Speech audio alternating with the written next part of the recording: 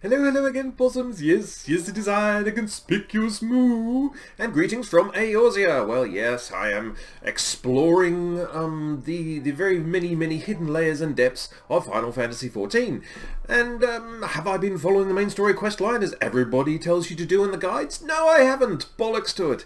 But I have now learnt my lesson because there are a certain amount of things that you simply don't receive unless you follow the main story quest. So it's very much in your interest to be focusing on that and not doing things like, oh, I don't know, running around doing all of the other professionals. Simply must get my botanist to 30. I have enjoyed the fishing as well. And all of that other stuff. You really should just, go straight for the goal.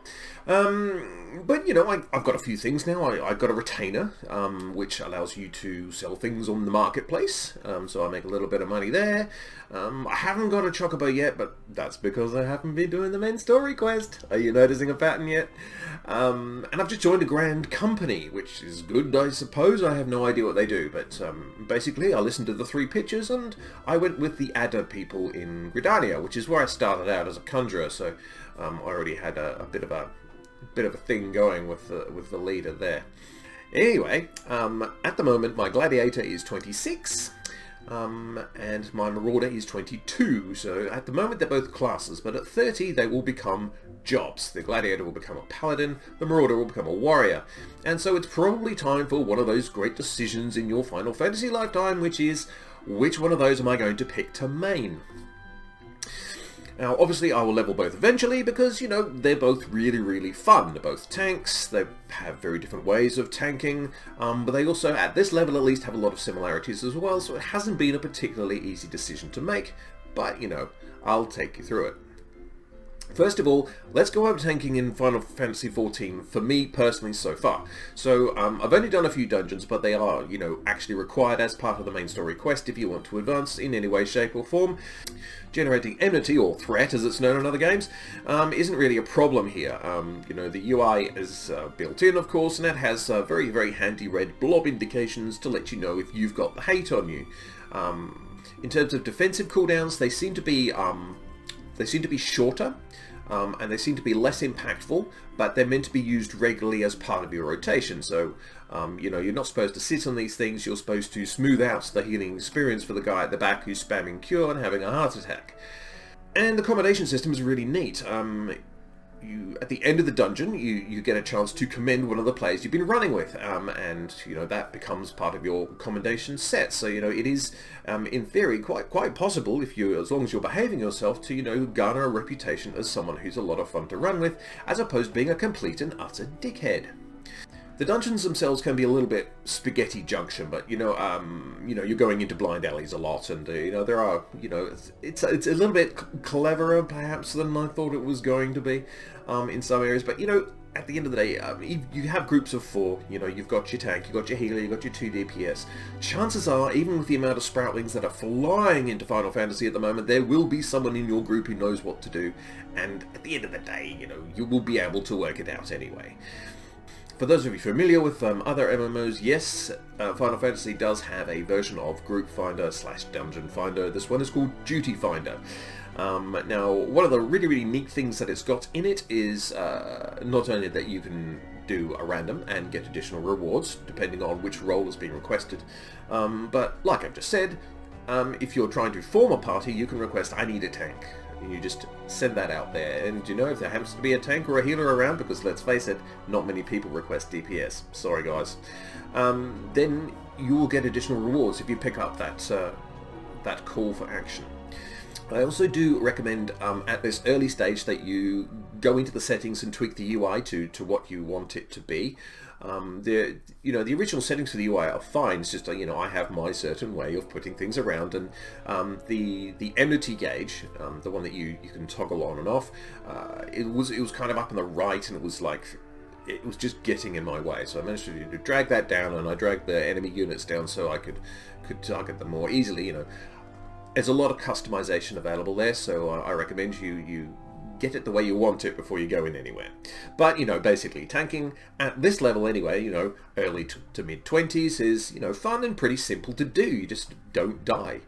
Most pulls are, throw your ranged attack over here, walk through them, turn around, and smash down your AoE, and you've pretty much got all the hate you'll need. Anyway, let's get on to Gladiator versus Marauder. So, you know, they have a lot of shared abilities at this level, which is to be expected because we're pretty low, let's face it. You know, they have an enmity toggle. Now it's different for both of them. It's Defiance for a Marauder, and it's Iron Will for the Gladiator. But, you know, they do exactly the same thing. You basically toggle it on, you'll get more threat. Toggle it off, you won't get any threat, and your healer will question your parentage. So that's fine, and they both have a ranged pull that also generates enmity. Not as much as, say, your AoE abilities probably, but, you know, it's still a very, very handy ability to pull in additional people. They also have a lot of shared tank abilities. Now these are role specific, so this is to all 4 of the tanks, including the Gunbreaker and the Dark Knight. So at the moment I have 2 defensive cooldowns, Rampart and Reprisal, and you know, that is the same for both of them. I've got Taunt in Provoke, and I've got a CC in Low Blow, and an Interrupt and Interject, although I must say I'm struggling to use Interject effectively. Not a lot of people like to be interjected, it would seem. So, you know, the only difference really at this level, possibly, is just that one has a big axe and the other one is your standard sword and board. But is it really that simple? Well, here comes a little bit of feelycraft for you here. So we'll start with the Gladiator. Now, the good things about the Gladiator is that, you know, you do have your traditional sword and board. So, you know, if you are a classic tank from a classic era on a game that might even be called classic, then, yeah, this is your traditional sword and board. It's the only sword and board of the 4. And, you know, it does feel rather solid defensively because of that. So, you know, it does feel tankier, even though it probably isn't. It's supposed to be rather well balanced, the whole tank thing, you know. They all get the job done very well at max level and at high skill levels, but you know, it's just different ways of doing it basically. So you know, it's a safe choice to start out with. The bad things is that, you know, the DPS doesn't feel as impactful as the Marauder does, and you know, eventually it becomes a paladin. Now traditionally I am allergic to paladins because I don't know, maybe I've just been scarred by my paladin experiences in the past, but I've usually veered towards warriors more than paladins, you know. So I think as for the Marauder, it's a beast. I mean, it really doesn't take many prisoners at all. Yeah, you're looking at big animations, big damage. It does feel like, you know, if you wanted to be a DPS but tank at the same time, this is the sort of thing you'd pick up. Even, you know, while the DPS levels are relatively similar, you know, you are going to get a little more bang for your buck out of the Marauder. Yes, it's a very visceral experience for sure. It's a bit of a monster. The bad things about Marauder, it does feel a little bit less tanky. Maybe I think that's probably just some of my tanking prejudice coming in, saying, you know, you don't have stagger, you don't have a shield. What are you doing? Because, you know, I've never been fond of DKs either. So, you know, the idea of someone just wielding a two-hander and tanking is, you know, just a flashback to some early, well, classic dungeons where that really didn't work out well. The other thing is that, you know, even though it's a lot of fun just throwing the stuff around, I did find myself getting a little bored. And I'm just a bit worried that, you know, further along down the line, it's going to not be as fun. In terms of the other slight differences that the tanks have, Marauder's AoE is a conal, it's called. So it's overpower, and yeah, it's very, very pretty, hits pretty hard. Gladiator's Total Eclipse goes all the way around, so, you know, if you for some reason have difficulty getting mobs all to stand in front of you, then I suppose Total Eclipse would be the better option. Marauder's cooldown is shorter. It's called Berserk, which is rather appropriate, but it is more powerful. It's guaranteed crits and hits for its 10-second duration. Gladiator's is Fight or Flight, which is 25% increased damage for 25 seconds. But, you know, so it's a more sustained kind of damage. I think really at this stage the major differences are going to come later on, because as I understand it from the little bit of reading that I've done, when you become a paladin, you know, it's going to be much more about healing and versatility, you know, your utility to the entire group, than the warrior is, I suspect. The warrior, I think, is much more like, I can't hear you or help you out over the sound of the massive damage and axe swinging I'm doing. So yes, perhaps if you wanted a more selfish style of play, then you'd go warrior, I'm not sure. Anyway, for that main reason, I think I'm going to bite the bullet and I'm going to stick with Gladiator, which is the one that I've got the highest already.